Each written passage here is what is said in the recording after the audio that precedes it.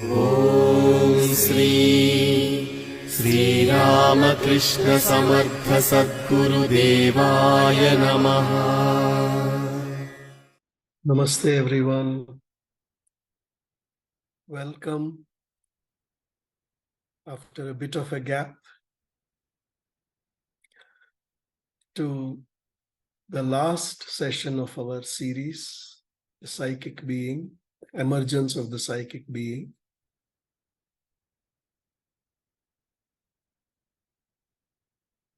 When we take up spiritual tasks, when we take up tasks associated with seva, when we take up tasks associated with service to our gurus,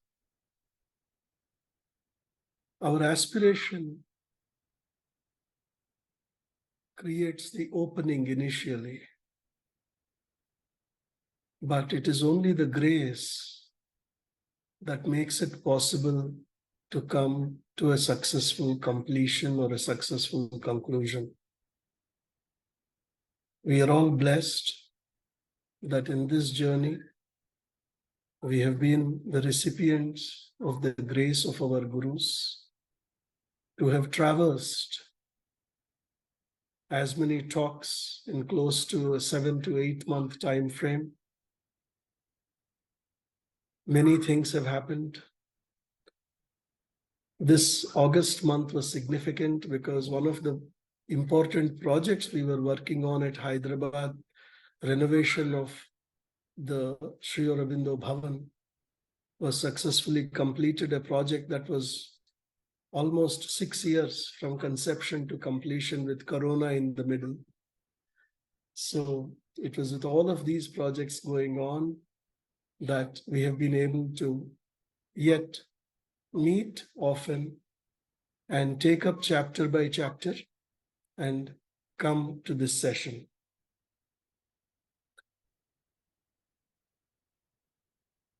We have a lot of material to cover today, and as those of you who have read this chapter would have realized, it is a relatively heavy chapter. It is kind of the crescendo, it is the peak towards which the rest of the book was all building up to. The Emergence of the Psychic Being by A.S. Dalal, this was what the book was building up to. Yet we try to keep it as practical and as simple as possible so that we apply what we learn to our life. That is the crux of the whole process of spiritual evolution. As you would see,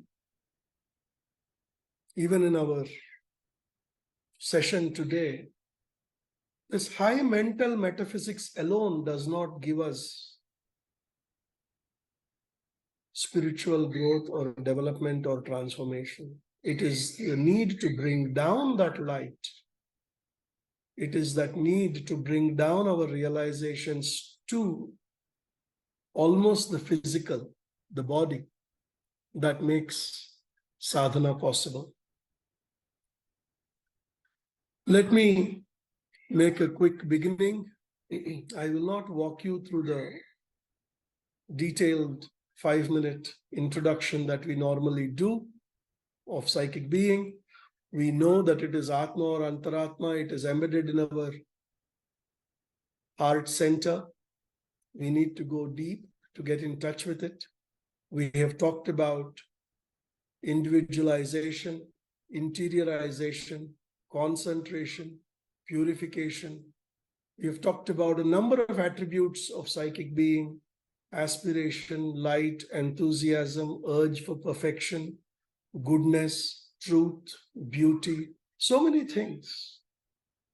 Eventually, as we come closer to the psychic being, a certain vastness, calmness, a certain sense of eternity, a certain sense of immortality. This is getting in touch with our own soul. This is getting in touch with the mother's consciousness inside of us. This is relating to the spark of the divine that is who we are. I would not even say that is inside of us. That is who we actually are. That is us.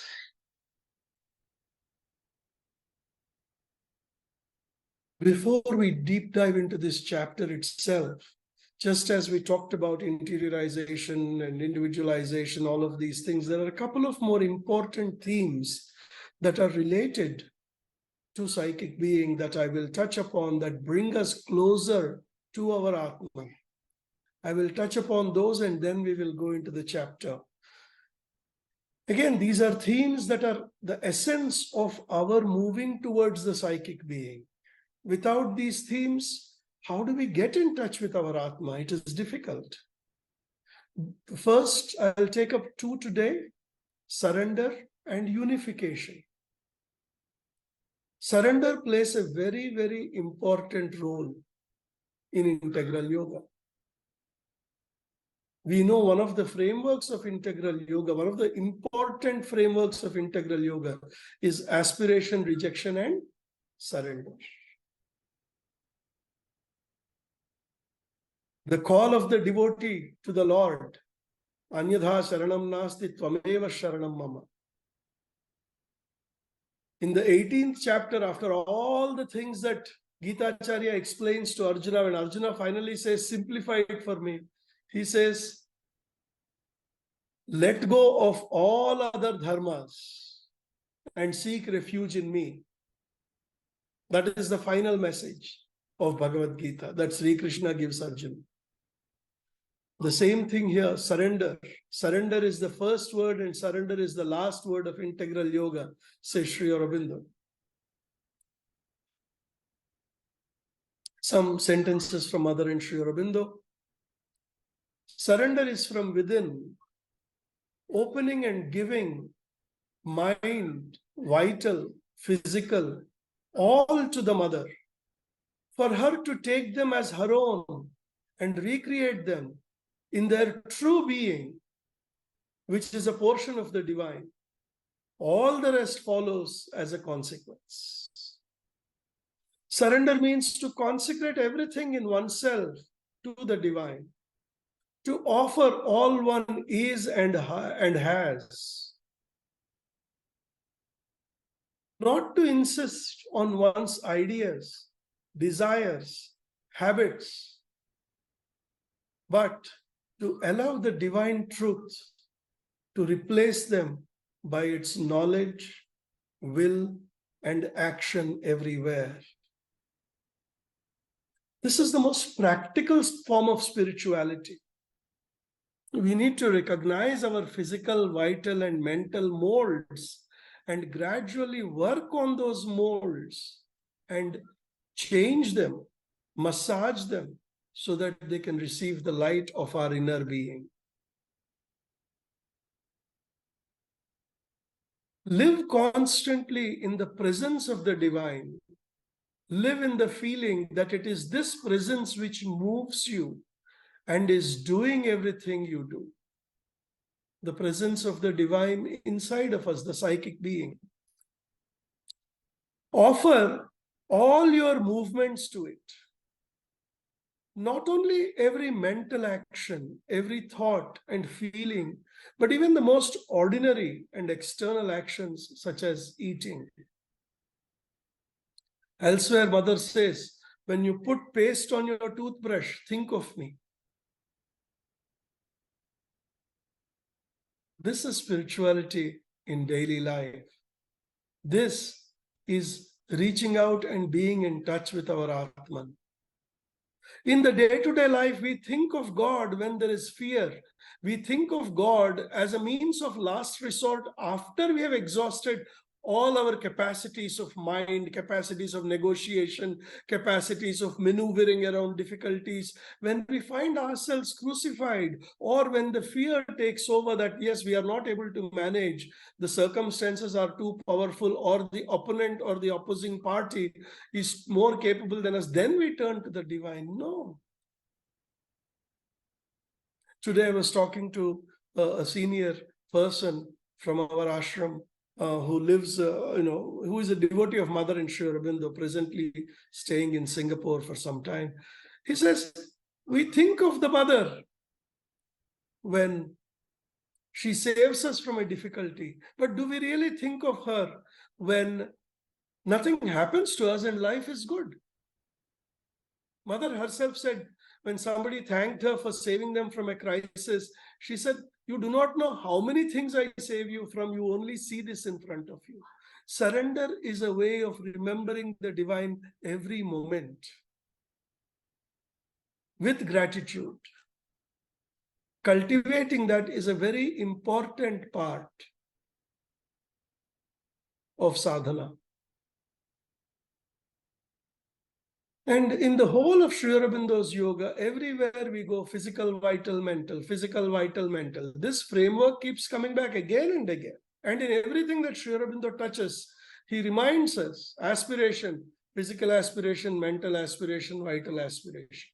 Rejection, what to reject in the physical, the indolence, the tamas. What to reject in the vital, the emotions that are impure, all of those things. Rejection of the mind's ideas, opinions, preferences, all of these things. So many parts of us. The mother says, we are formed of all kinds of different pieces. They become active one after the other. According to the part that is active, one is quite a different person, almost another personality. When we enter a negotiation with a vendor, when we are doing business and we are facing competition, when we find somebody has cheated us, when we find that we have been backstabbed, when we find that our own children do not care for us as much as we cared for them, when we find out that our property has been whatever, how different parts of us come out. Are we the same person who is attending the satsang right now? Hardly. Insecurity, fear, flaring up of anger, the sense of righteous indignation, so many parts come and cloud our consciousness. These are all the different personalities that come out. Now, if we want to truly progress, acquire the capacity of knowing the truth of our being, then the mother says, we must in a regular and constant manner reject from us whatever contradicts the truth of our existence. In this way, little by little, all the parts of our being can be organized into a homogeneous whole around the psychic center. This is the work of unification. This work of unification requires much time. Now follow this last part carefully. It is stunning what Mother says. This work of unification requires much time. We must arm ourselves with patience and endurance, with a determination to prolong our life, as long as necessary for the success of our endeavor. How important the unification of all our parts around the psychic center is, comes out in this, the last phrase. She says, if you are working on this unification, you need to be determined to prolong your life as long as this necessary for all of these to be harmonized around the psychic center. The psychicization is the most important part of integral yoga. More importantly, tying all our parts after purifying them to our antaratma is the most important step of human existence. It is the purpose for which we are born. The purpose for which we are born as humans is to purify the physical, vital, mental, and tie them to the psychic. If that work is not done, Mother says, wait till it is done and then you can die. Why? Why does she say you should prolong your life for this? Elsewhere, In the previous chapters, you may have seen, you may remember seeing, there is a lot of discussion on death. What happens after we die? Only the portion of the mind that is in the light of the psychic remains with us as a composite being. Only the part of the vital that is purified with the light of the psychic remains with us. The impure parts merge back into the universe. The mental formations and fixations stay in the mental atmosphere for some time and gradually dissolve.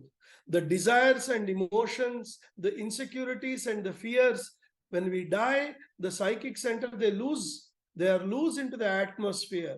If you are somebody very attached to your piece of house or land, you will hover over there for a prolonged period and then you will dissolve. It is not your soul, mind you. It is only the vital being. And as long as it is hanging there, you are suffering. The mother says where once when one of her friends died, she was hanging around the atmosphere. She was a wealthy lady. She's saying, so see how these undeserving children are wasting all my money, how they're Then mother had to work with her to purify that part and release her from that burden. So my dear friends, mother is reminding us here that the most important work is going to our psychic center and then purifying the physical, vital, and mental from the psychic point of view. And then you can move forward in your journey. In the depths of your consciousness is the psychic being, the temple of the divine in you. This is the center around which should come about the unification of all these divergent parts, all these contradictory movements.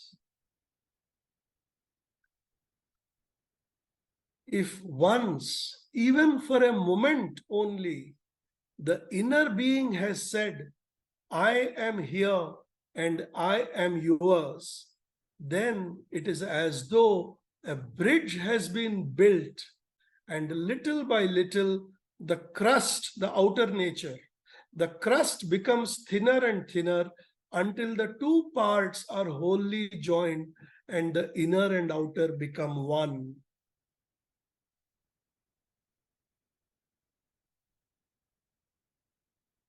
Light of the inner being has to penetrate this crust and the outer being must change.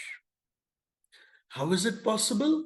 If we go deep inside of us and tell the divine in us, I am here and I am yours. Mother says, go deep into your heart, you will find me. So go deep inside, find that psychic fire and say, I am here, I am yours. Once we make that inner offering, gradually the outer nature begins to change, the crust begins to crumble. To increase one's aspiration, develop one's consciousness, unify one's being, to go within in order to enter more and more into contact with one's psychic being. To take up all the parts, all the movements, all the activities of one's being and put them before this psychic consciousness so that they fall into their true place in relation to this center. And finally, to organize all one's aspiration towards the divine and one's progress to the divine. So, this is our journey. Many of us may say, but how do I know where the psychic being is? How do I see this psychic life? Go as deep as you can. And the simplest barometer is don't do something that is somewhere you are feeling it is not right. That, my friends, is the simplest barometer of psychic existence. Don't do something wrong knowingly. Somebody has insulted you, don't say that harsh word. Somewhere the emotions are stirred, don't express them and offer them to the divine for purification. Do not do anything wrong knowingly. It is truly amazing how even among those who come to spiritual path, how many times one sees lies, half-truths, cheating, misleading, all sorts of mixture. Anger, of course, power politics, so many of them.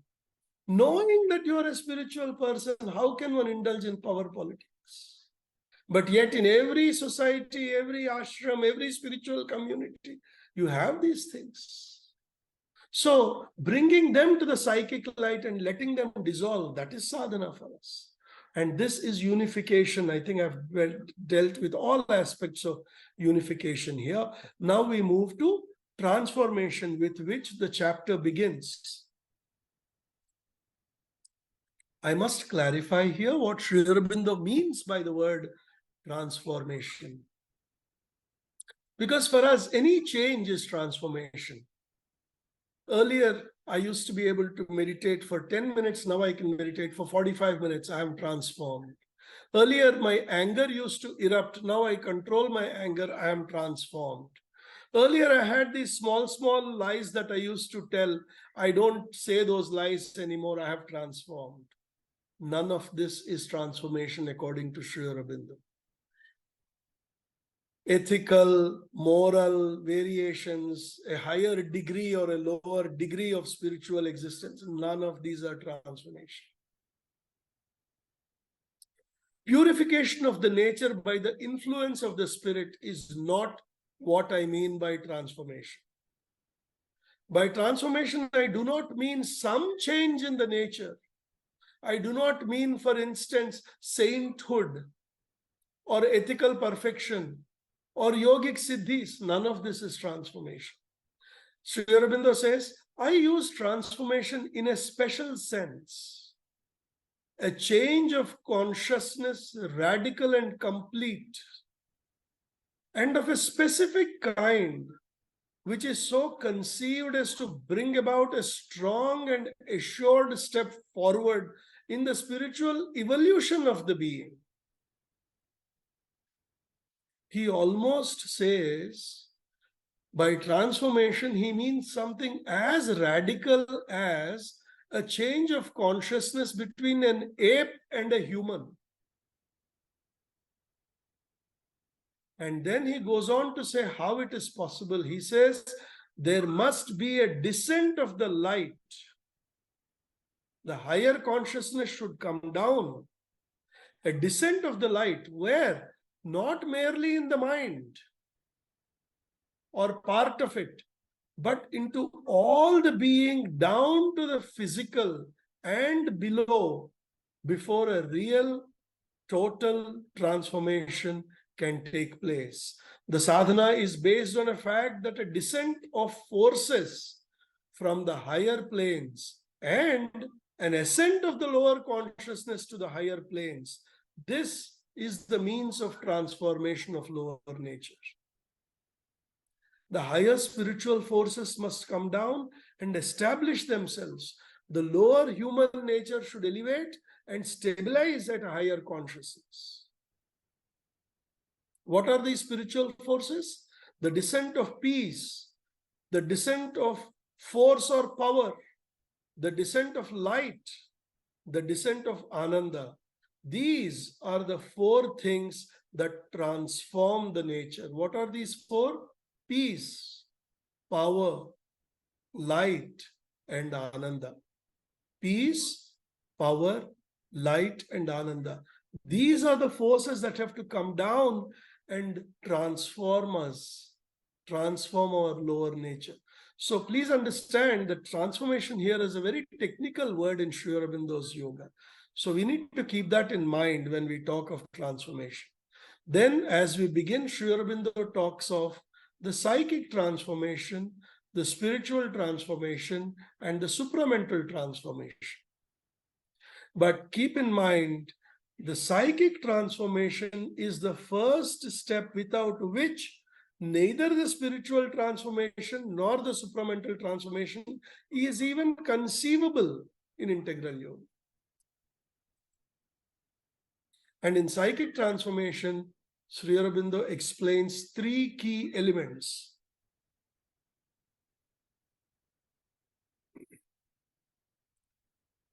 Opening of the inner mind, inner vital, and inner physical, so that one becomes aware of all that lies behind the surface mind, life, and body. So, what is the first step he's saying? He's saying, listen, my friends, don't live in your surface consciousness. Stop taking the world at its face value. Stop reacting. Stop having the emotions bursting out at every prick. What should we do? Stabilize in your inner physical, inner vital, and inner mental. Many of you may remember that our first session of this particular series, close to 20-25 minutes was spent only on inner physical, inner vital, and inner mental. And there we elaborated how is inner vital, inner mental compared to the surface mind. Surface mind is restless, lot of thoughts. Inner mind is calm and tranquil and stable. How are our surface emotions? They are waiting to jump at every opportunity. How is our inner vital? Tranquil, placid, calm, serene. How is our physical? Tamasic, falling sick regularly, all of these kind of things. The inner physical is sthira, stable adhara. So like this, we talked about all that. So when we did that particular section on inner physical, inner vital, and inner mental, even I did not realize that the first step of psychic transformation is what Sri Aurobindo says is inner vital, inner physical, inner vital, and inner mental. I had done it because I felt it was important, but it is apparently the very first step of psychic transformation. We need to pull back from our surface existence deeper into ourselves. Then the second part, the opening of the psychic being or soul, by which it comes forward and governs the mind, the life, and body, turning all to the divine. Reaching into the psychic being and the psychic being coming forward, reaching into our antaratma and the light of antaratma guiding our mental and emotional behavior. And then the third part, opening of the whole lower being to the spiritual truth. Recently, I, through some, one of my friends was listening to talks on Buddhism. One particular phrase she shared with me that she came across, and that phrase remained with me for a week. They said, our first step in spiritual journey is to spiritualize our mind. Write this down if you need to. Spiritualize our mind. Because we are mental creatures, everything we do is with the mind. Therefore, spiritualize your mind. Spiritualize your thoughts. Spiritualize your reactions in your mind. Spiritualize the effect that emotions have on your mind. Anything that we think, anything that we want to say, is it up to the bar of spirituality? So opening of the whole lower being to the spiritual truth. Going further, the spiritual development and the psychic change of mind, vital, and physical consciousness is of the utmost importance because it makes safe and easy the descent of the higher consciousness and the spiritual transformation, without which supramental transformation will remain far and distant.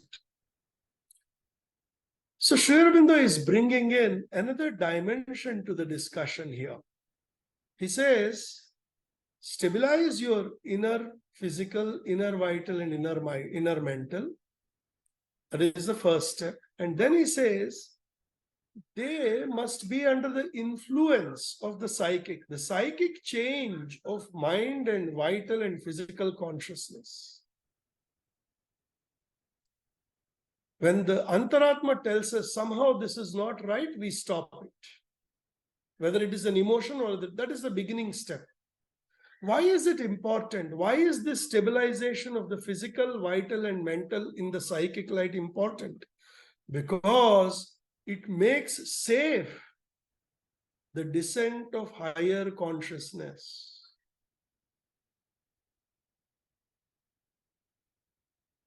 Do you understand the implications of this statement? Safe in what way?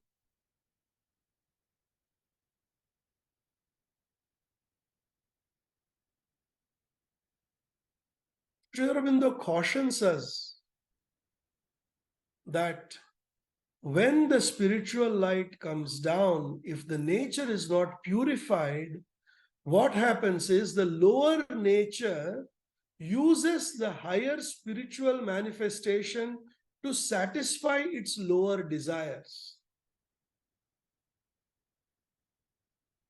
And the low and smoke obscured flame cannot rise upward towards the heaven. These are Sri Aurobindo's words. We become bhrashta, we fall from the path because I develop the capacity to maybe see the future. Something I say becomes true. I am able to read somebody's thoughts. I am able to direct the flow of money to some extent. These are all siddhis. Anima siddhe, lagima siddhe, garima siddhe, ishatva siddhe, akarshana. I have a vital capacity of throwing my influence around the people so that they get attracted to me. When the vital is not purified or the mental is not purified, we use the higher capacities for fulfilling lower desires. Vashikarana Shakti, it is called. So, we have to be careful, and therefore, the psychic purification of physical, vital, and mental as a part of psychic transformation is emphasized. Going further, purification and consecration. Consecration is surrender. We just saw that. Last time we saw purification. Purification and consecration are two great necessities of sadhana. Those who have experiences before purification run a great risk. It is much better to have heart pure first, for then the way becomes safe. That is why I advocate psychic change of the nature first. For that means purification of the heart and the turning of it wholly to the divine, the subjection of the mind and the vital to the control of the inner being, the soul. So this is in a way the essence of psychic transformation. First, to go deeper into the inner vital, inner physical, inner mental, stabilize our being there, then use the rays of the light of psychic to guide our behavior in every way. May not be able to achieve everything first, but at least don't do something wrong knowingly. And run the purification again and again, again and again. And once that utter purification happens, then the higher powers come down and work on our nature to elevate that nature. This is the essence of psychic transformation. I will go further to the other two briefly, and then we will touch upon other topics. As a part of triple transformation, spiritual transformation is the next. And Sri Aurobindo says spiritual transformation is the next step after psychic transformation. As a result of the psychic transformation, light, peace, and power are drawn into and descend into the body, transforming all its parts, physical, vital, and mental. This is the spiritualization. Spiritual transformation. which refers to the bringing down of the larger spiritual consciousness, opening to the spiritual above, and it comes by an infiltration or reflection of the spiritual light and truth in the mind and life and body. The spiritual transformation leads to the realization of the cosmic self. And the spiritual transformation proper begins or becomes possible when one rises above the mind and lives there, governing all from above. So there are a few movements here. The light, the power, the peace, the light, the power, the ananda, the four powers come down. They remove the mixture in our physical, vital, and mental. The higher light stabilizes in our being. We become wider. We universalize ourselves. Spiritual realization is also called universal realization. We universalize ourselves. As a part of that spiritualization, we begin to feel the cosmic movements also. And elsewhere, Mother cautions us, do not spiritualize before you psychicize, because if you think you cannot handle your own lower nature, the universal lower nature, if it comes rushing in, you will be thrown like a rag doll to the tempest. We think anger in individual is difficult. Wait till you experience the unpurified universal anger. Lust. Imagine the universality of lust overwhelming man. Individual itself is difficult. It is the most difficult. Kama and Krodha. The anger and lust, they are कूट के भरे हुए हैं. They are there inside of us. इसको transform करना है. We have to have the higher light come and transform all of it. That is where the purification begins. So first purification, then psychicization, then spiritualization. And then the lower rises up in its purified way. And Sri Aurobindo says, it becomes possible when one rises above the mind and lives there, governing all from above. In some paths, they call this stabilizing in the Sahasrara. Sahasrara is the seventh chakra. One takes one's consciousness above the mind and establishes oneself there and governs the entire nature, the body, the emotions, the mind, the thoughts, everything from this level. It sounds very big, my friends, but I can tell you this. If you pray to the Mother, meditate regularly, you can begin to have glimpses of this within 1 year of regular meditation.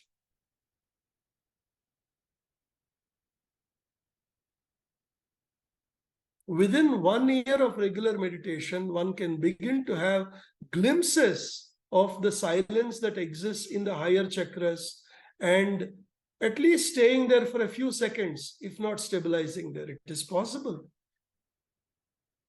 But one should commit to the path. One should work regularly on the path.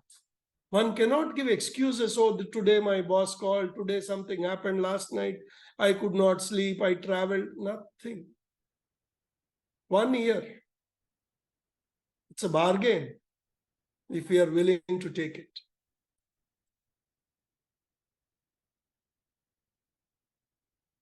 Then comes the third part, the supramental transformation. Supramental transformation happens, I'll just complete it here for the sake of completion, but for many of us, it is like 5th class people talking about PhD dissertation in nuclear physics. But we will touch upon it. The supramental transformation can only come when the lid between the lower and the higher hemispheres is removed and the supermind instead of the overmind governs the existence. Two aspects of supramental transformation: ascent to the supermind, descent of the supramental powers into the mental, vital, and physical parts of the being. This is the ultimate stage in integral yoga. It refers to bringing down the supramental consciousness and the resulting transformation of our entire being. Again, elsewhere, Mother says, if you are able to reach into your psychic center, you can have a glimpse of the supermind. She says it may not give you supramental transformation, but it will give you a glimpse of the supermind. So now you know why I took up this theme of psychic being, because it is the most important part of any spiritual sadhana to find out our antaratma. And in integral yoga, everything else, the triple transformation, the spiritualization and the supramentalization also depend on the psychic being. So we have to work. It is possible, provided we make diligent, regular efforts. A little bit more on psychicization and spiritualization.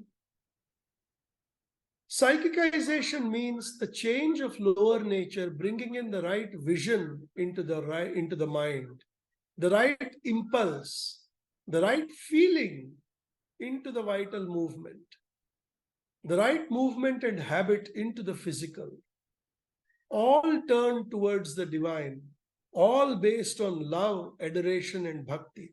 I've taken up a few passages that will make it more practical. What should I do?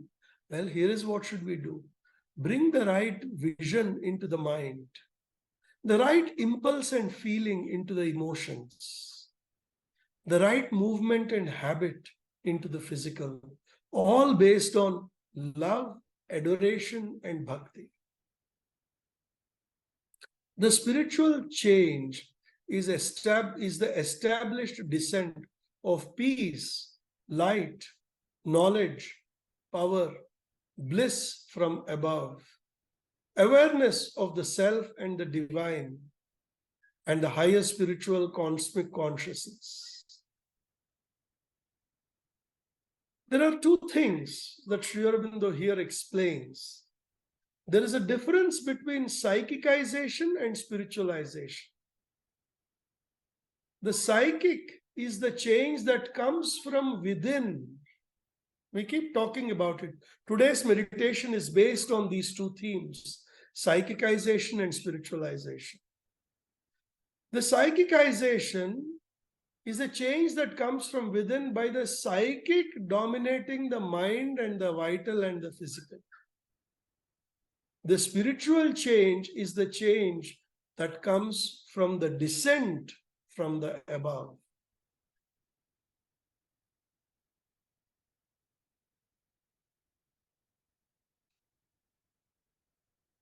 The two necessities of sadhana, one is to go inward and fully and open fully the connection between the psychic being and the outer nature. We talked about this just now, how the crust will fall when the rays of light of the psychic emerge, and how the vital and mental and physical will change. So he says, fully open the connection between the psychic being and the outer nature. This is the first necessity of sadhana. The second necessity is to open upward to the divine peace, force, light, ananda. The four things he keeps repeating: the divine peace, the divine force, light, and ananda. To rise up into it and bring it down into the nature and the body. So the two important things: psychicization, go inside, establish contact with the psychic, allow the psychic guidance in our behavior.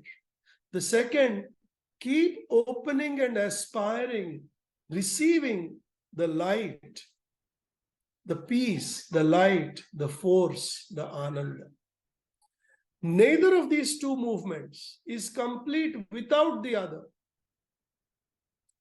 If the spiritual ascent and descent are not made, the spiritual transformation of the nature cannot happen.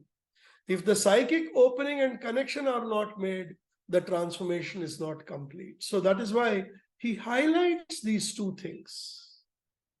There is no incompatibility between the two movements. So see what comes naturally to you. That is the guidance of Sri Aurobindo and the Mother. Some may find it easier to open to the spiritual part, the Akasha element, the wideness, the heightening. Some may find it easier to go deep into the heart. Some may feel the movement of love coming out spontaneously from the heart. Expand it, widen it, offer it to more and more of humanity, and use that. Convert it into a bhakti and adoration for the divine, and use that to transform the vital and the mind. See which one comes to you naturally. Then we take up the emergence of the soul, the Atman and the psychic being. These are some large passages that are there towards the end of the book and the end of the chapter. I don't want to load it heavily by my reading everything constantly, but I also want to touch upon them.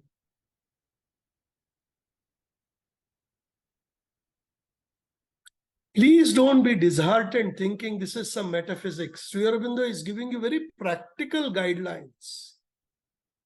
As the crust of the outer nature cracks, as the walls of inner separation between the outer being and inner being break down, look at this visualization. This visualization can help in our meditation. He says, as the crust of our outer nature cracks, as the walls of the inner separation break down, the inner light gets through.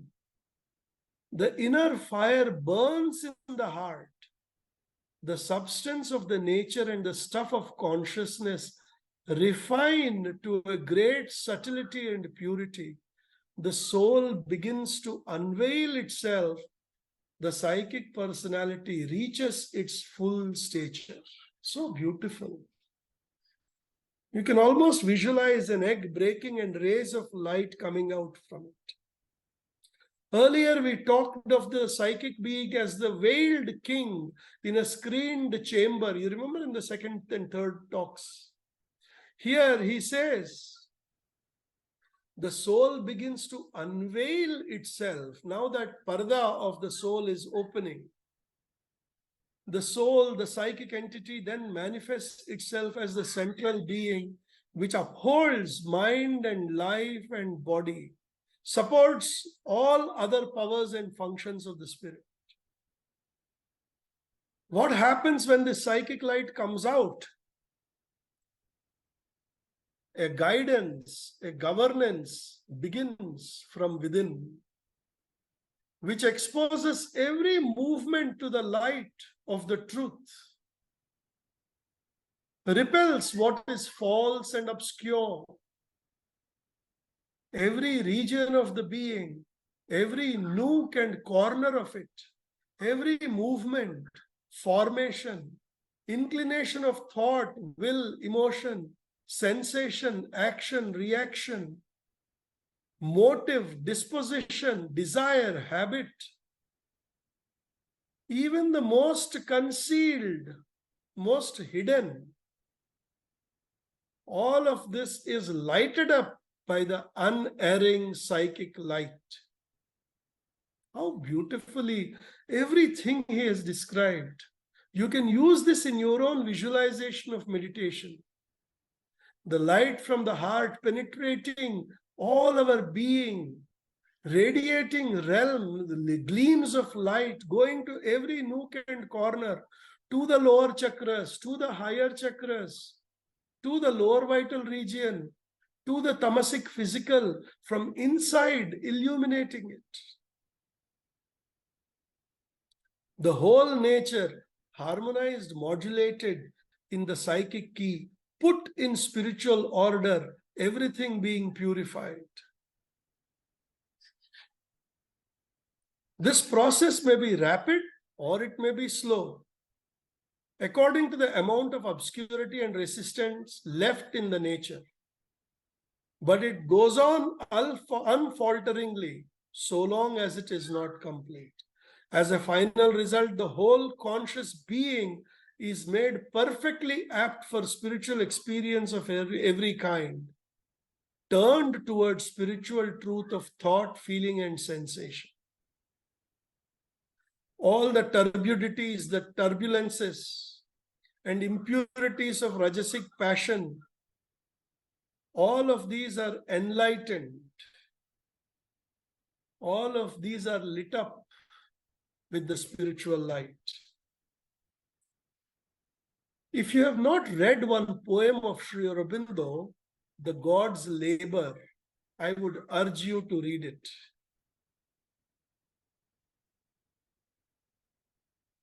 I will read a few of those sentences, but I would urge you to read it. Even what I have written here, I am not able to read completely. God's labor. I have been digging deep and long, mid a horror and filth and mire, a bed for the golden river's song, a home for the deathless fire.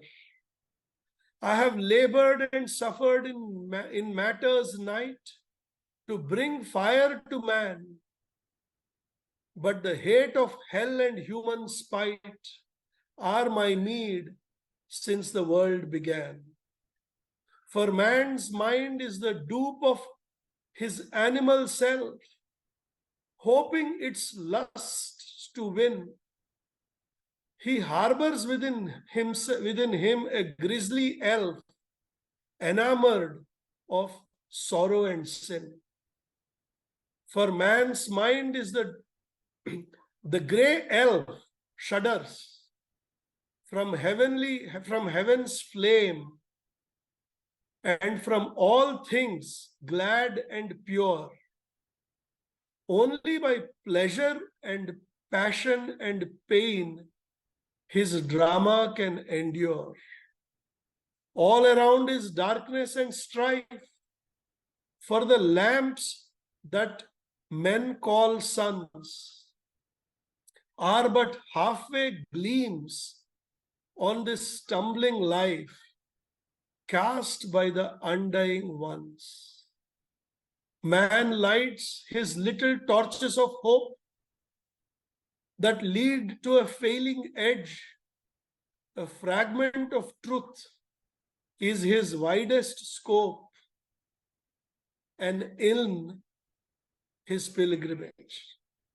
The truth of truths men fear and deny, the light of lights they refuse. To ignorant gods they lift their cry, or a demon altar choose. All that was found must again be sought. Each enemy slain revives. Each enemy slain revives. Each battle forever is fought and refought through vistas of fruitless lives. Some of those couplets I have taken. It shows the battles we must fight again and again in our inner nature. And yet, the reason Mother says that we should try and finish it in this life is the last passage I've read to you. Please pay attention. If we don't complete the psychic transformation in this life, this is what happens.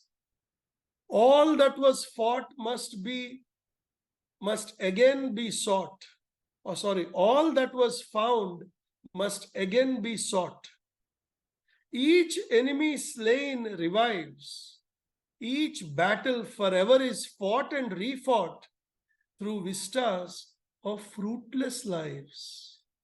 If we don't do this now, next birth again an impure vital, impure mental, a dark physical we wear as a mask, and again we come and again we fight and refight. So anyway, that is the God's labor. A few more sentences. A long, difficult stage of constant effort, energism, austerity of personal will, tapasya, has ordinarily to be traversed before a more decisive stage can be reached, in which a state of self-giving of all being to the supreme being and the supreme nature can become total and absolute. If we make this a priority, it is possible to accomplish it in this life. I say this again and again. In this book, I must remind you, the mother has said, if you want this and if your entire vital is behind this, the change can begin to happen within 6 months. She has said this. So remember that assurance. Then there are other passages in this section which Sri Aurobindo and Mother talk about spiritual transformation at the mind level. They talk of how molds, ideas, opinions, we all live in a repetitive mind. We repeat the same things. After 35, the thinking of man does not change. If anything, it becomes narrower and narrower. The same predictable patterns exist. Those have to be broken. The mold has to be changed. And they have to be replaced by first an intuitive consciousness. Gradually, that illumination has to come. The intuition has to come. Vital. The same desires, the same impulses, the same emotions, again and again we live. The circumstances change, the story changes, but the theme is the same. The characters change, but the theme is the same. All of that have to be replaced by a luminous, desireless, free, self-determining force. A force of centralized and universal and impersonal knowledge and power. Similarly, in the physical, our attachment, our conservativeness, our settled grooves of nature. This is a very beautiful phrase. It can apply to physical, vital, and mental. Settled grooves of nature, they have to be replaced by a new power. How? The light that comes from above.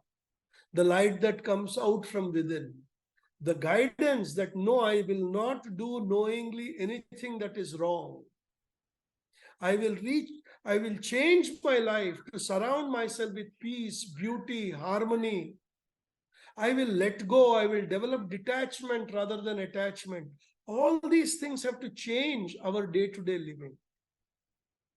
So much so that Sri Aurobindo says that even the subconscient and inconscient have to be tackled.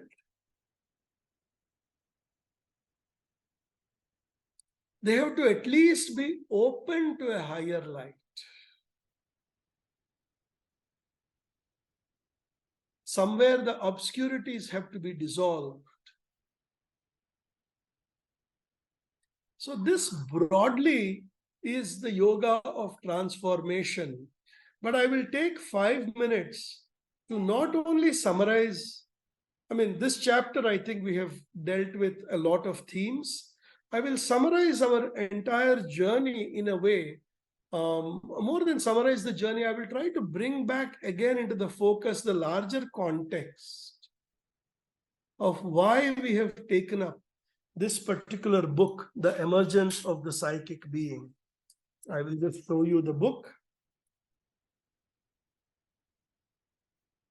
This is the book we have been studying, The Emergence of the Psychic Being by A.S. Dalal. There is also a slightly bigger book, also by A.S. Dalal. It is called The Psychic Being. This also you can order online. It is available. It gives you a little more detail. It takes you into greater depths.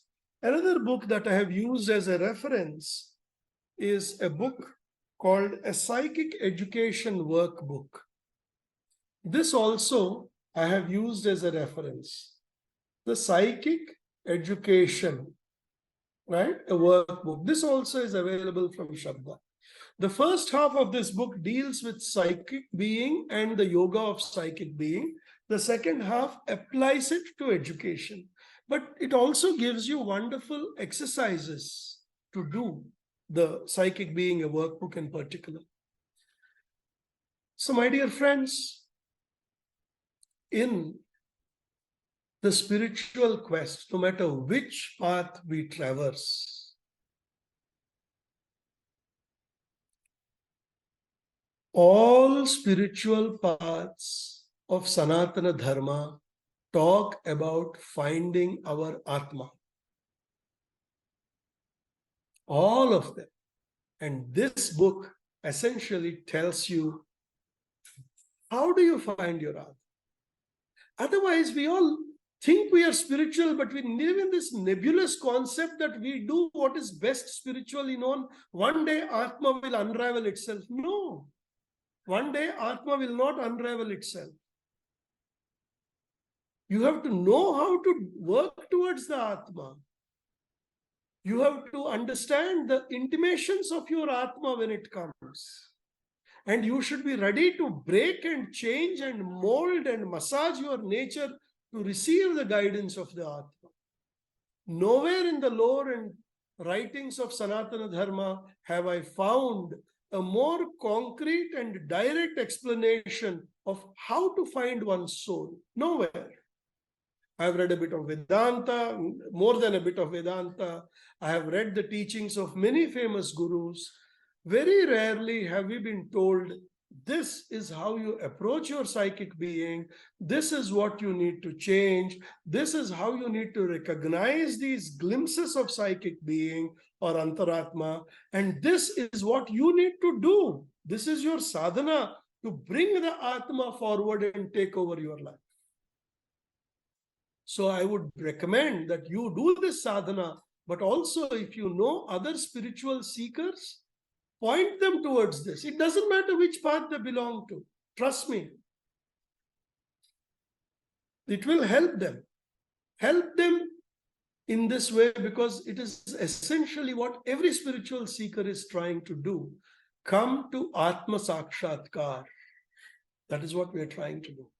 For the seekers on the path of integral yoga, I must tell you two things which may sound a little bit critical, but I must also emphasize. Somewhere I have seen a pattern that when we learn the vocabulary of Sri Aurobindo, we think we are, that familiarity with the vocabulary somehow gives us the confidence that we seem to have realized everything that vocabulary is indicating. We need to deep dive and study the foundations, whether it is Patanjali Yoga Sutras, whether it is traditional Shad Sampatti, whether it is development of Vedantic thought and outlook in us about Viveka, Vairagya, Vichara, Viveka, Vairagya. They apply to all of us. In fact, many of us are stumbling again and again at the same place because we have not studied them. I would recommend that you take up, broaden your understanding, go deep dive into some of these themes. And while you work on changing those, putting together the fundamental railway track of spiritual journey, psychic being and study of psychic being is the most important step. All of the traditional literature will help us in purification. It will help us in concentration. It will help us in interiorization. All of those will help us here in this path. And making psychic being and the study of psychic being the goal of our sadhana will allow us to gain the unification of our being around the psychic center as our accomplishment in this life. And that accomplishment will allow us to make our spiritual journey much more swift in the coming lives. Otherwise, as Sri Aurobindo says in God's Labor, we might make some progress this time. 1% or 2% of vital may be purified. 98% might remain there. Next birth, again we start. Let us not want that. Let us not do that. So with that, we complete the study of the last chapter as well as the study of the book. Today's meditation will focus on the two important themes of deepening into the psychic center and trying to receive the descent. We will try to do as best as we can Ideally, this meditation should be 40 minutes or 1 hour, but doesn't matter. We will get a taste of it and then you can practice it again and again. So with that, I would ask you to get ready with the basics of preparation for a meditation. Keep your cell phone definitely on silent or vibrate. Turn it off if you can. If you are facing the computer monitor, turn it away. You can slowly adjust your physical. You've been sitting for long.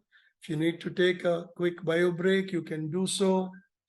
Those of you who are continuing to sit, please stretch your shoulder blades back a little bit. Stretch your head a little bit up. Gently, we have done this before, you know the routine. Rotate a little bit gently, no jerks. Clockwise and counterclockwise.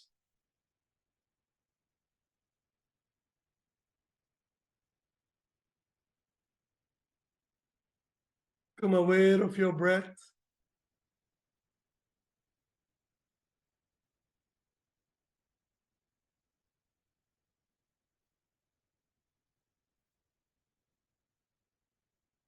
Maybe you can stretch your fingers, stretch your elbows, your toes and ankles. All this enables a freer flow of energy around the body so that some of these blockages are loosened.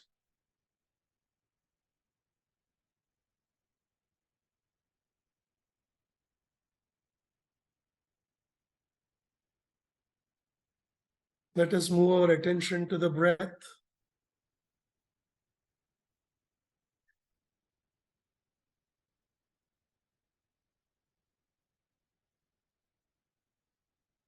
Try to sit in a posture where you can be comfortable for at least 20 minutes.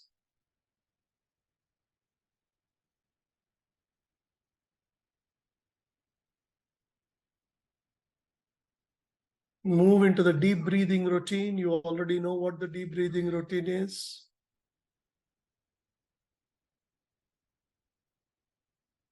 Those of you who do not have any medical related issues, you can hold your breath.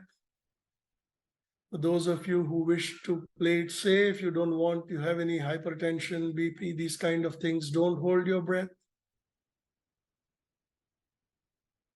Take a full deep breath, fill your abdomen.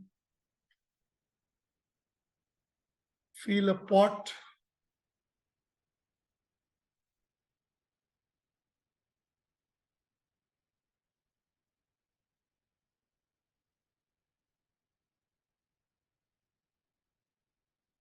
Let go gently.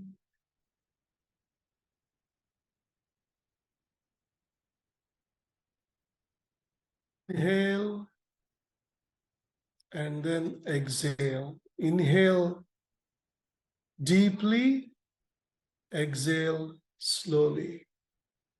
The exhalation can almost be twice as long as the inhalation.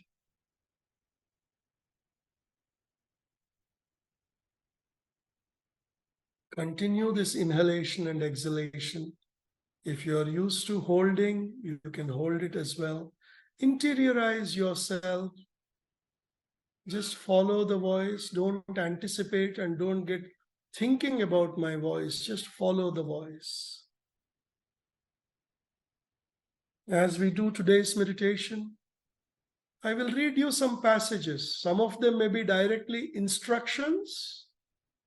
Some may just be observations that these are all sentences of Mother and Sri Aurobindo.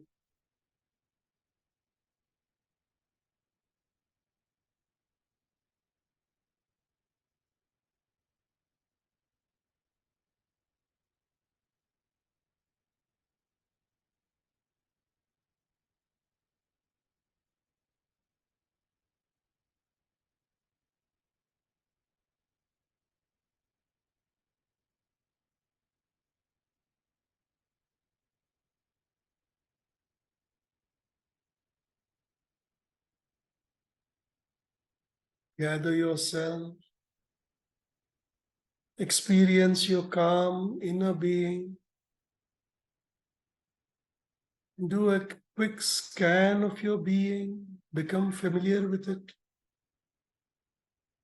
Don't let your thoughts carry you away all over the place. Bring your consciousness and hold it in your being. As you're scanning and deep breathing, stabilize your being. You can stop the deep breathing whenever you feel like it. Stabilize yourself inside your being.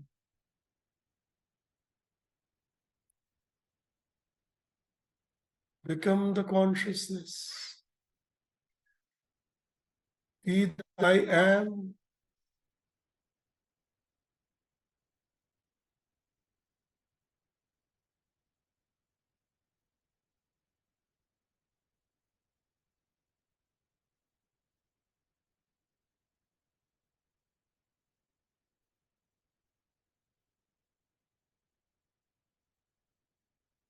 I'm reading you sentences.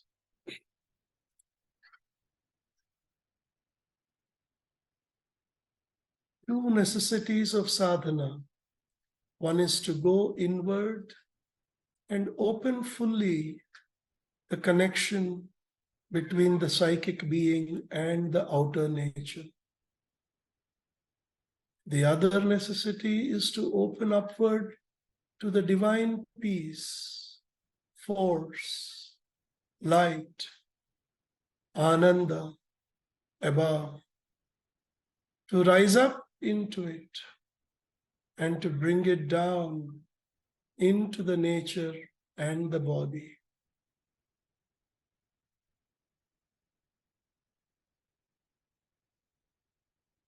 So among these two necessities, elsewhere Sri Aurobindo calls them the two openings. The first movement we do is going into the heart. Some of these are Sri Aurobindo's sentences, some of these are Mother's sentences. This is the first opening. So we will do the first opening, and after some time I will guide you into the second opening.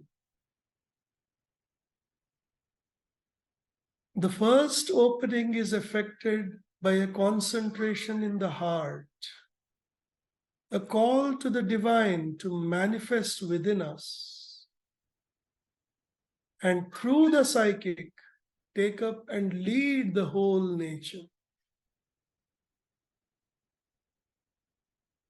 Aspiration, prayer, bhakti, love, surrender are the main supports of this part of the sadhana.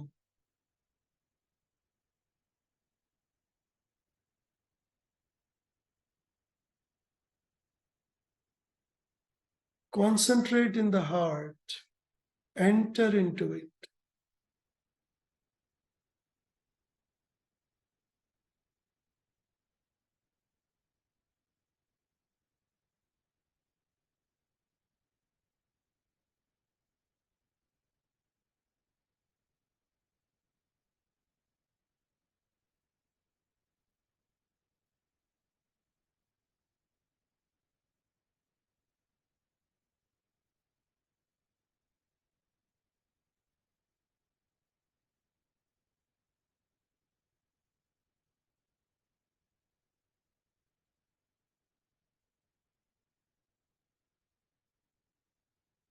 Move to the region at the center of your chest.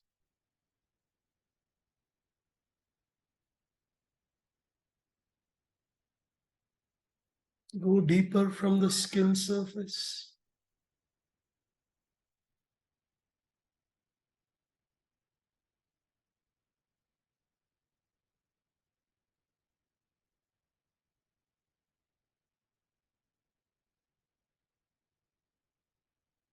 Consciousness going deeper and deeper.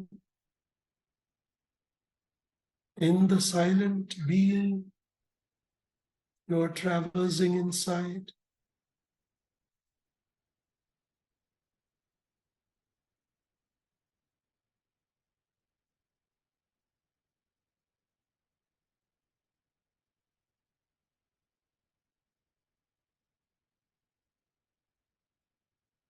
Go deeper.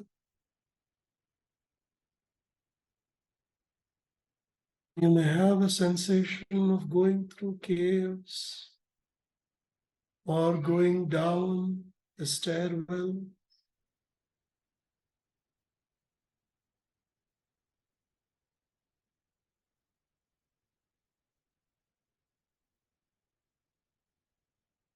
Or with your silent being,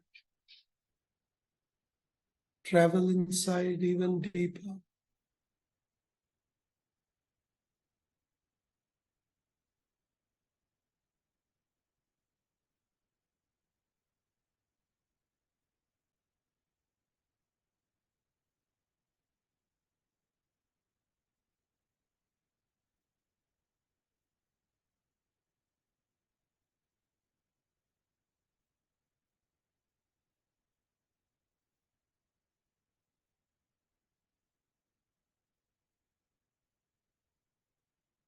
Fire is burning there in the deep quietude of the heart. It is the divinity in you, your true being.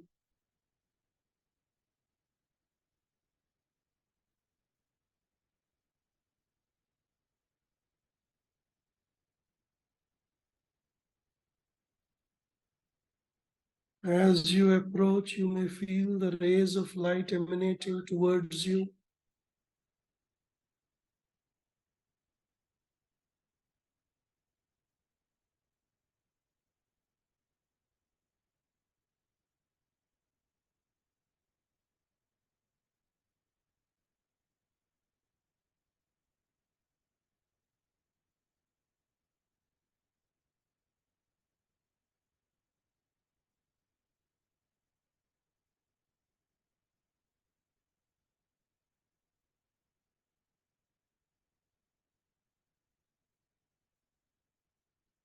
Draw your entire consciousness out, away from the surface, deeper and deeper, towards this fire. Any thoughts come, draw those threads back to the center of your being.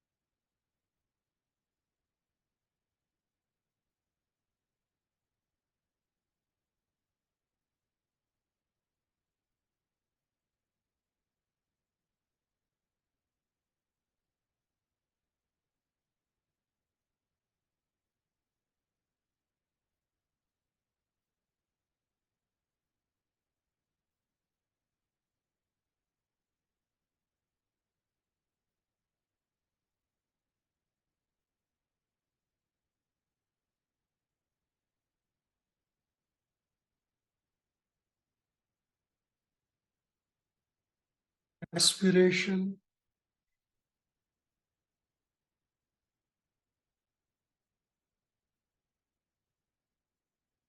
the true being, that the divinity may reveal itself.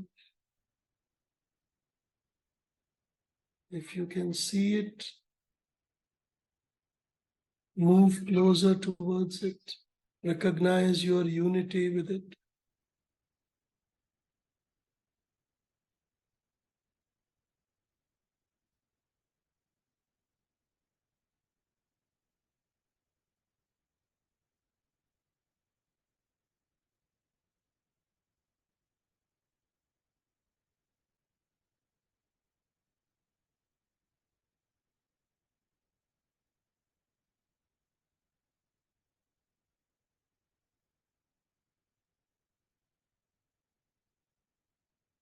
Bhakti, love,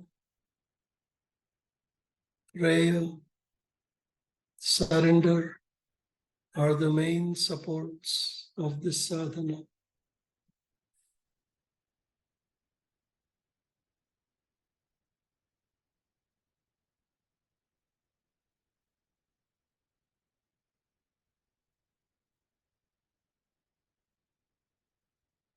Feel the soft sensations of bhakti and love for the Divine Mother. Deep inside, offering our entire nature to her.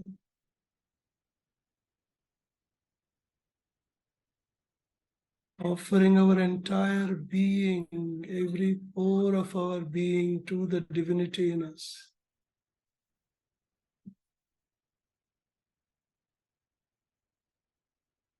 Loving self-giving.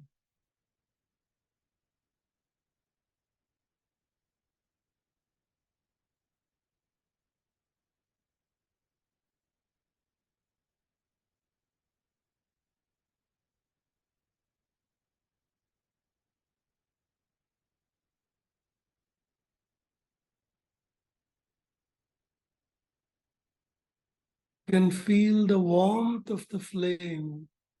One can see in the subtle physical the light of the flame.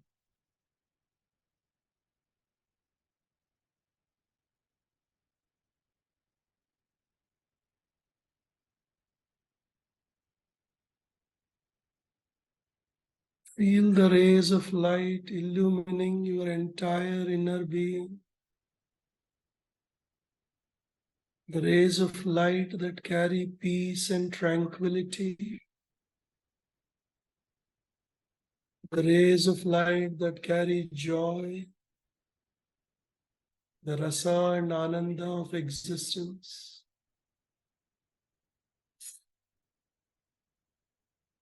Feel that illumination towards your mind, towards your emotions, towards your subtle being, and your surface being.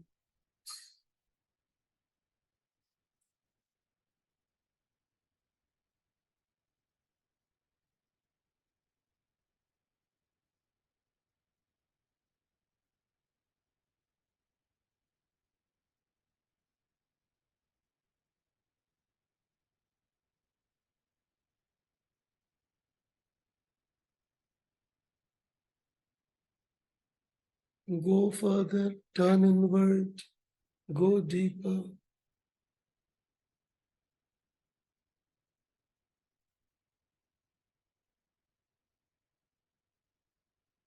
To the very source of that flame.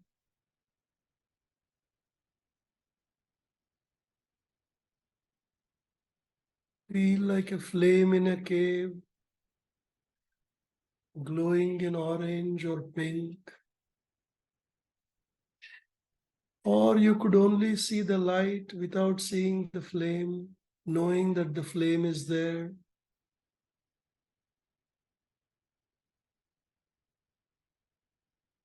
Peace and tranquility, bow down to the inner divinity.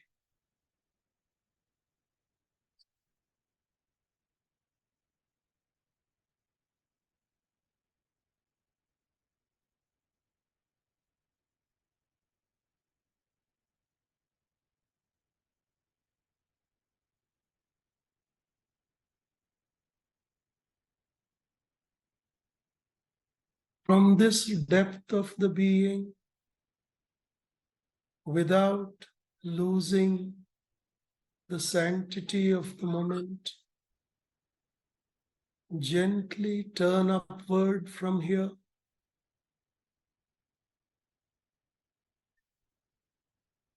Gently turn your gaze upward.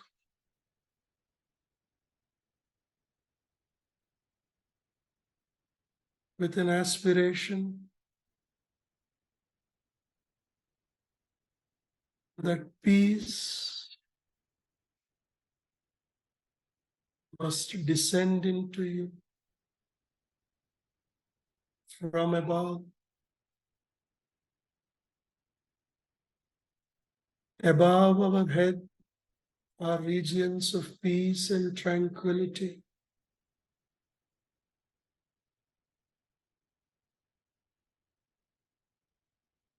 In our stillness and silence, When we turn our gaze, we invoke gently that the peace must descend and we must ascend into the peace.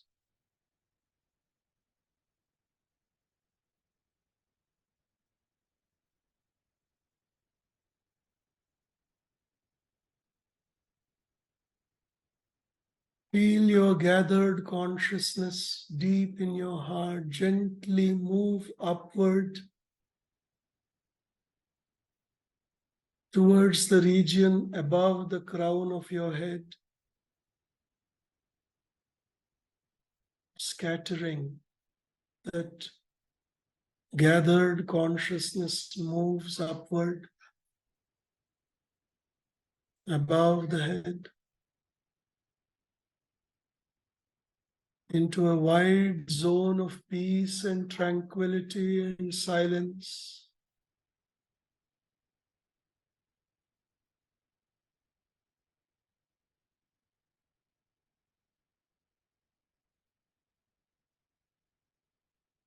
Experience the zone of silence for a few moments.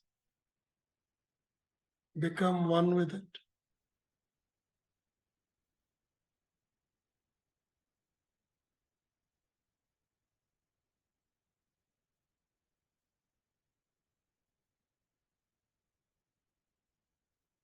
Widen yourself in this silence,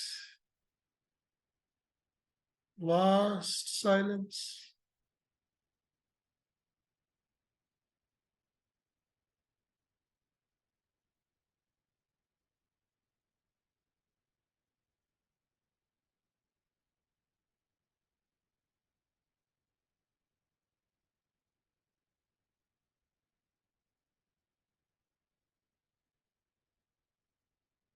Gently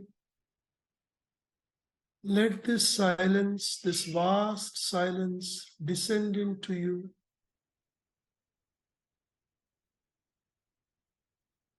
Inch by inch, slowly.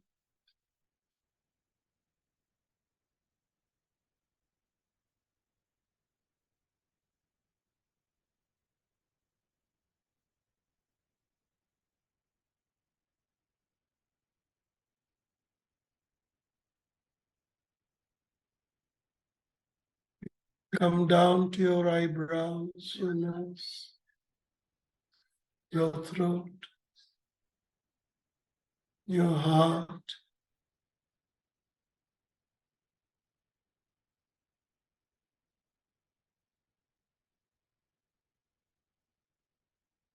Experience your being as soaked in this vast silence.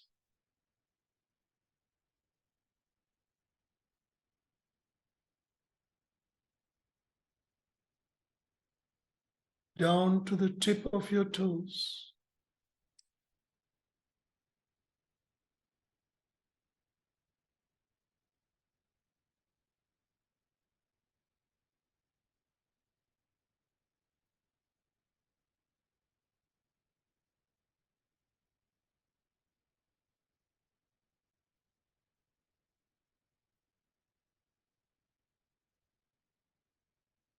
Become one with that immobile silence, the stillness.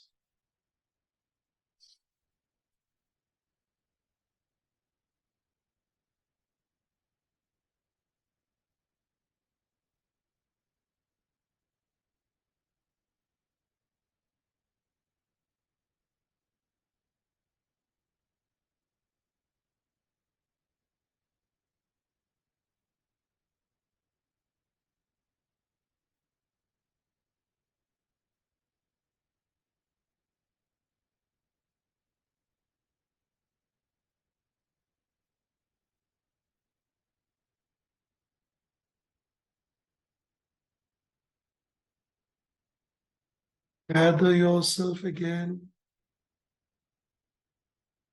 in your heart region.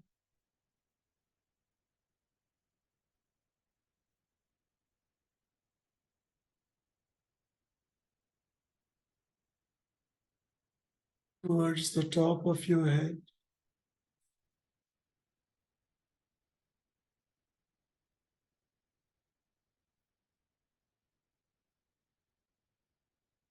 in the vast space above your head.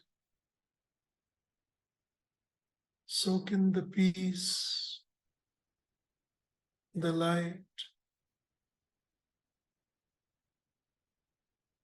the power and the ananda.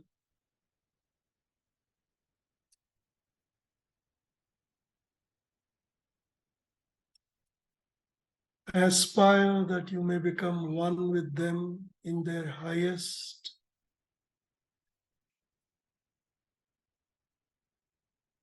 They descend into you.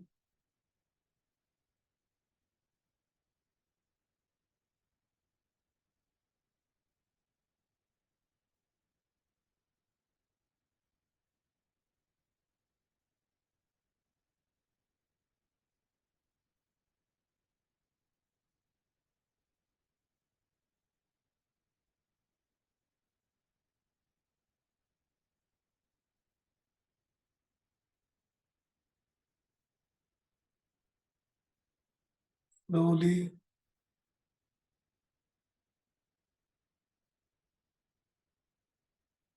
bring your consciousness back into the body. Descend gently, do not rush.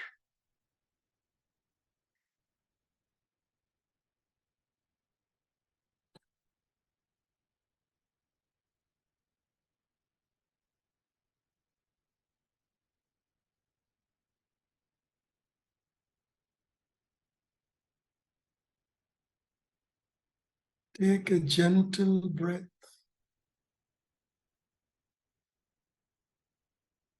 Become aware of your breath.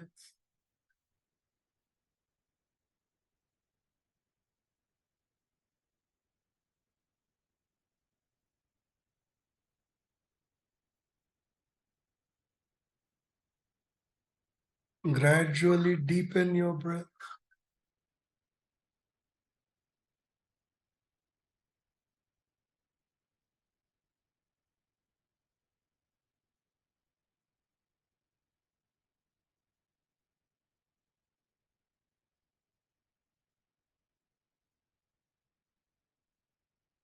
Become aware of your body.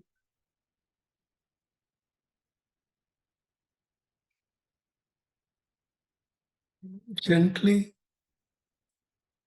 move the extremities of your body, the toes, the fingertips.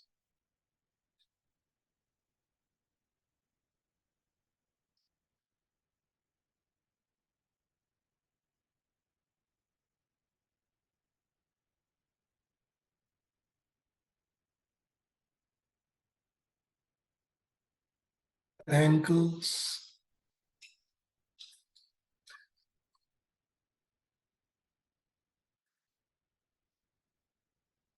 Become aware of your eyes and eyelids.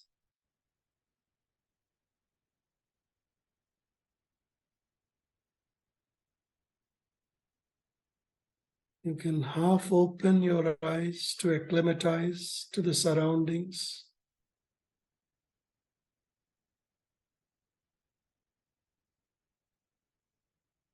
And gently touch your face if you are used to that.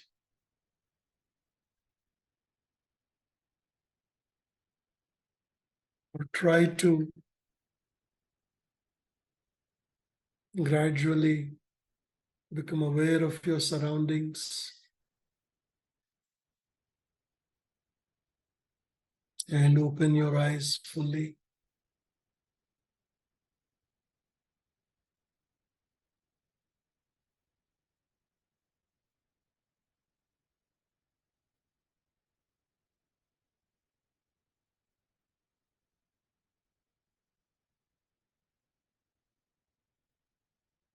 You can now come back to normalcy.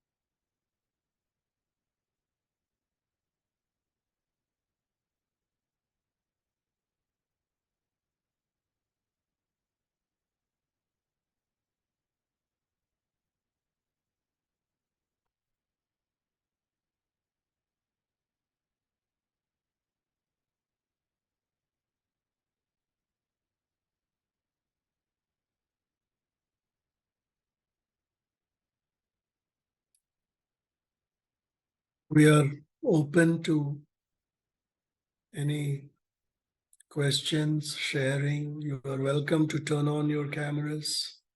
In fact, you are encouraged to do so.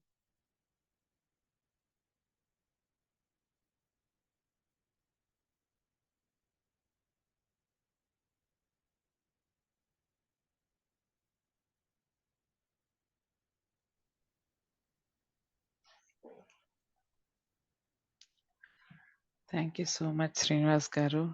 Meditation is quite powerful. I don't know if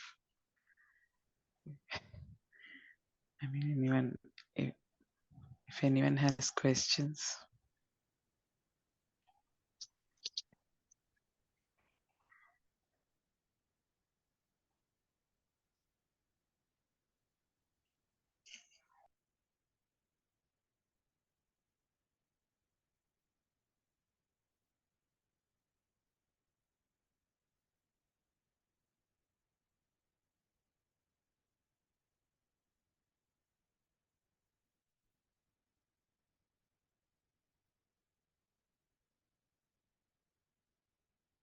If there are no questions, then I would like to thank Kameshwari for diligently conducting these sessions over several months, being there as a coordinator and making sure that the videos are shared, making sure that the reminders are sent. She has done a fabulous job, and I've always admired that about her, that she really does a very diligent job.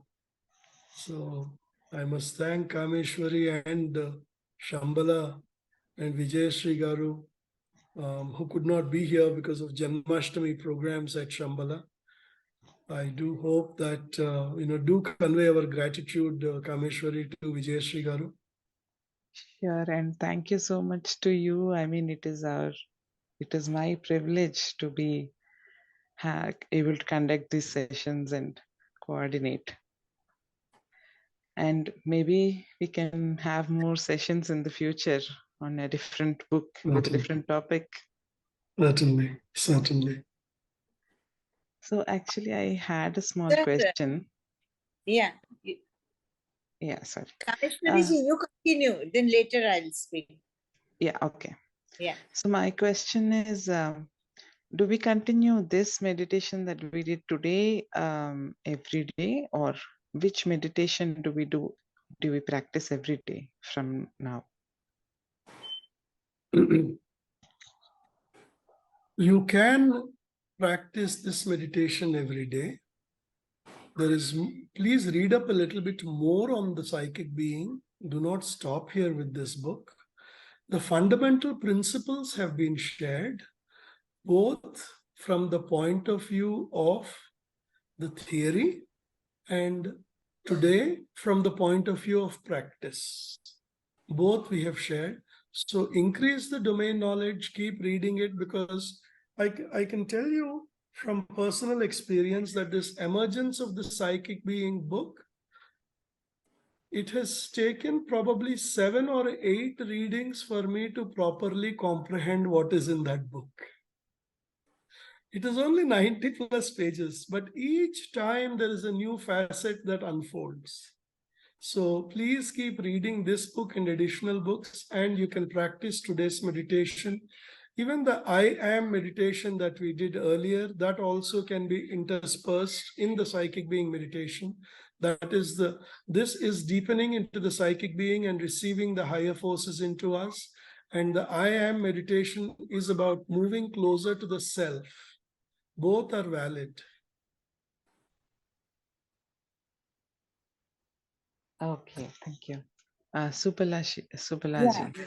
Sir, you was asking to say any question, but after meditation, the impact is so deepened that all questions goes away. Initially, I want to say so much, but now I am speechless because I don't know. My mind has become so calm. So I don't remember anything, and one more thing, sir. One of time, if it's possible, can we use this link and meet, like, as you said, only for the meditation, 40 minutes meditation, like, because some of first time with you, sir, I felt maybe more comfortably. We all must be have the experience that we can do meditation more easily. Like, I don't know how about everyone, but I feel a great change in myself. So if it's possible. Kameshwari, we can try maybe once a month or so. We can try for one meditation session. Yes, definitely. Definitely. Yeah, we can schedule based on availability and we can definitely have it. Yes.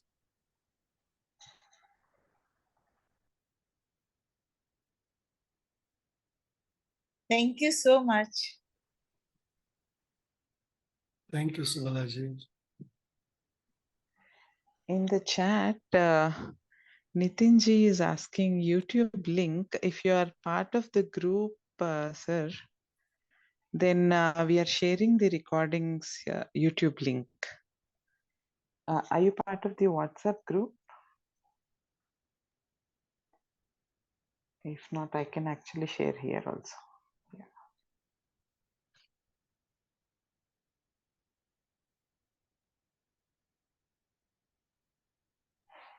Any other questions? If anyone has feedback questions, this is our last session. So I know after the meditation, we don't want to speak, but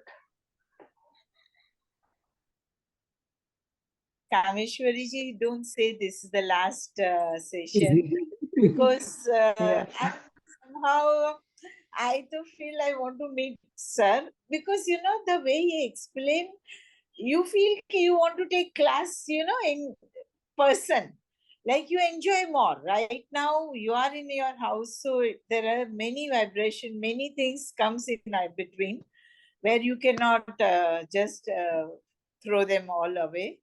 So things are very different.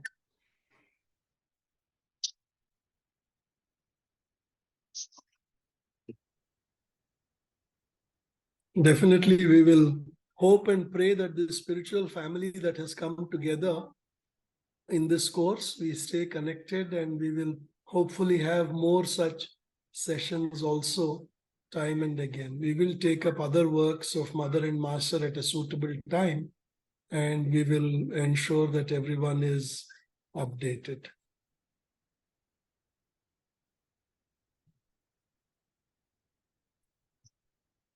Thank you so much for giving us wonderful time, sir. Thank you so much.